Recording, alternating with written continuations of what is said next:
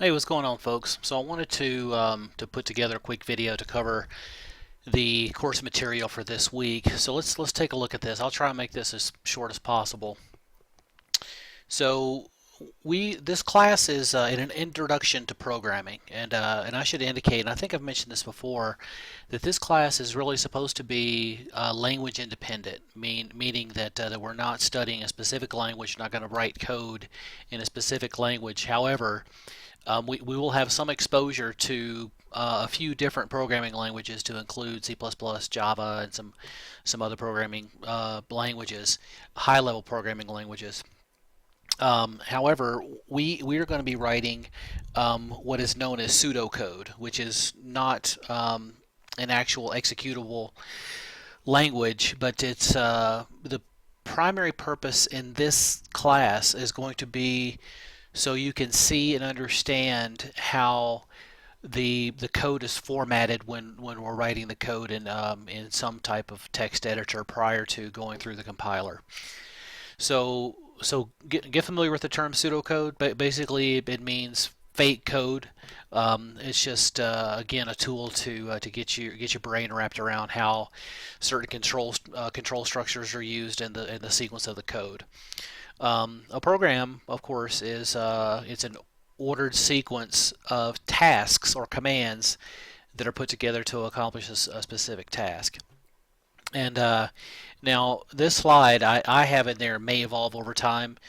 That will certainly evolve over time because every program will change according to the requirements of the customer, and the requirements of the customer are very, very fluid. They change all the time.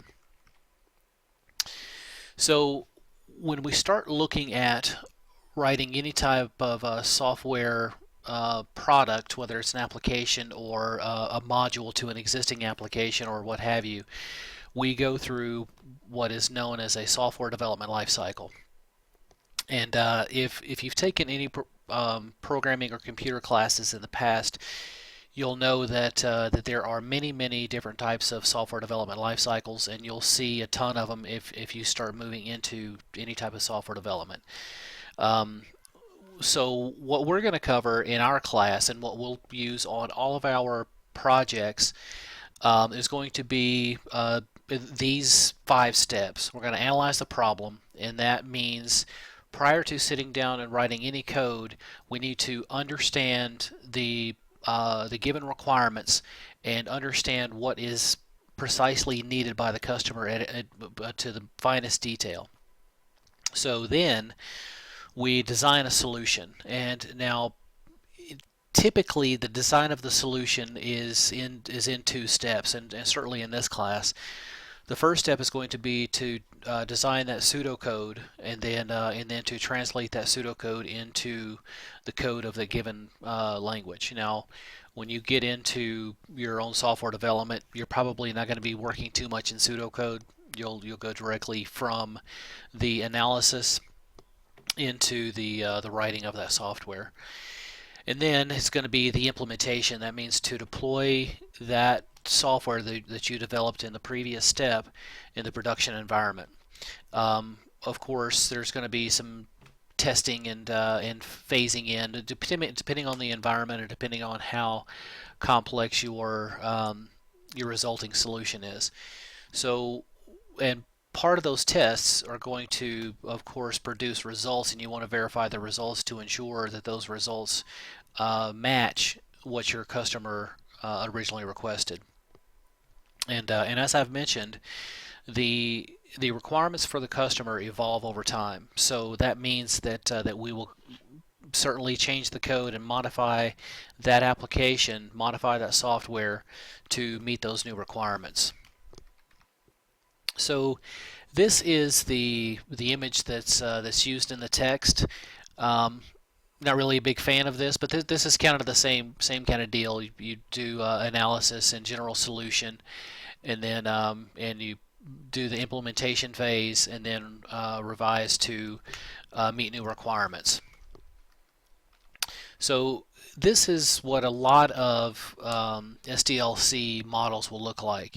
You analyze the problem design a solution, put it into implementation, verify, and then you maintain that software as necessary.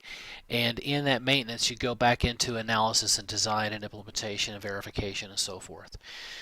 So now there is one type of software development tool called Agile. Now there are many different types of software development, but Agile is pretty cool because there are a lot of software development companies that use this because it takes the customer's requirements and they have a team of coders that jam out an application rather quickly to meet specific high-level requirements, and then present that to the customer. The customer uses that for some period of time, and then they have meetings and conversations. Say, okay, well, this product does exactly what we needed at that time. Now, we needed to do this, or maybe a little bit more detail on this aspect. So it's a rapid deployment of the initial software, as well as rapid release of the new versions as the customer defines or modifies those requirements. So our programming languages, there are many different types of programming languages, but we're going to focus mainly on the high-level languages. So high-level languages is a language such as Java or C++, what have you. And there is assembly language, which is effectively a one-to-one machine code. So when you write that assembly language, you're writing it specifically for that type of platform, and then when it goes through the assembler, it turns it into machine language, which machine language is ones and zeros. That's what's processed through the processor and the rest of the system. And we'll talk a little bit more about that here in just a little bit. So the initial step that we were talking about before, and let me back up one here. So in the design phase, we are creating an algorithm. That algorithm is going to be what the solution to our problem that was defined by the customer. So once we design that algorithm, we turn that algorithm into code, and of course there's as I say very often, there's more than one way to skin the cat, and now I have with different languages. So you can either create a solution in C++ or Java or some other type of programming language, but even in the same programming language, there are many ways to accomplish a specific task. Different programmers have different ways of thinking in terms of reaching a desired solution. But in every case, you need to make sure that you follow that SDLC model. So, in other words, don't try and skip a couple of steps to try and produce an output rather quickly to go out to the customer, because it's not going to be a quality product.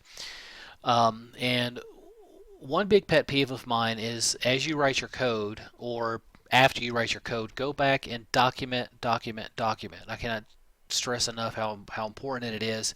I cannot tell you how many pieces of code that I've gone through that someone else has written in the distant past, and I'm trying to go through to see what that code is doing, and I effectively have to reverse engineer what that code is doing because the original coder didn't put documentation in the code to explain precisely what was going on with the code. So document your code.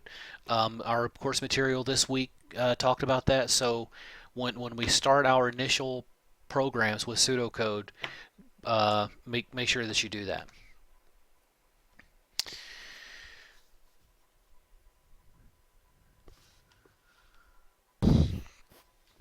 So when you run a program, it depends on the language that of how you're going to get the machine code. So there are a lot of programming languages that you send through a compiler. For instance, C++, you send through a C++ compiler, and it takes that source code and turns it into a binary form which is your object program. It turns it into typically an exe that you can then run on that platform.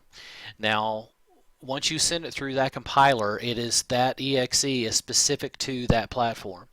So and very similar with the with an assembly language. When you are first developing your assembly language, it that language is a one-for-one type of language. So you're writing that code specific to that platform.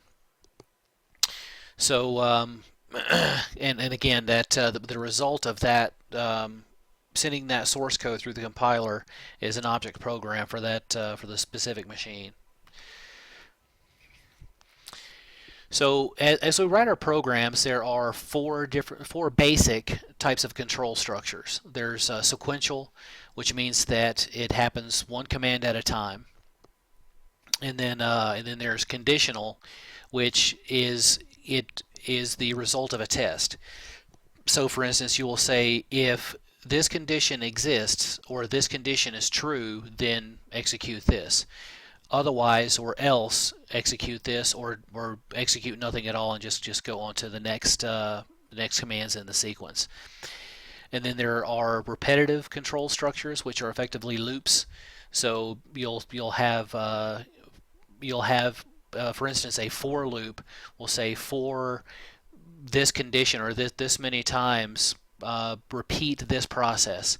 And now with those types of conditions, you have to be very careful because you can get yourself into an infinite loop and your program will hang there. So those are important details to look out for. And then there are subprograms. So, and we'll get into this in a few weeks, but effectively you'll have a main program, and then below that main program you'll have program modules below that, and that kind of gets into our object orientation and having different programs communicating with each other and exchanging data values from one program to another.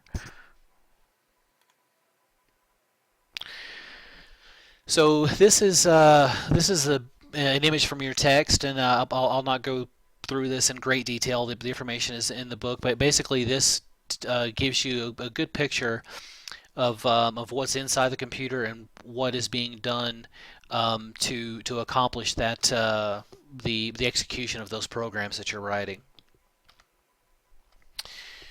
So yeah. Now, again, as you read through your text, make sure that you read that in its entirety, and also read the modules, the online modules in the classroom. Now, there's a lot of information on the ethics of computer engineering, and I just want to touch on a few of these. Don't steal software.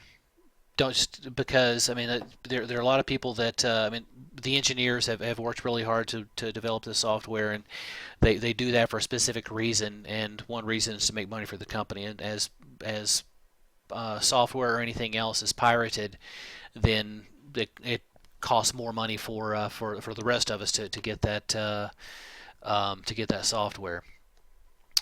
There are a number of regulations that are available to protect software, and the modules go through some of that. But for instance, if there is healthcare information, or I actually work in a secure environment for the Air Force, and we go through certain measures to protect classified data, and just need to make sure that that the proper measures are taken to keep your data private.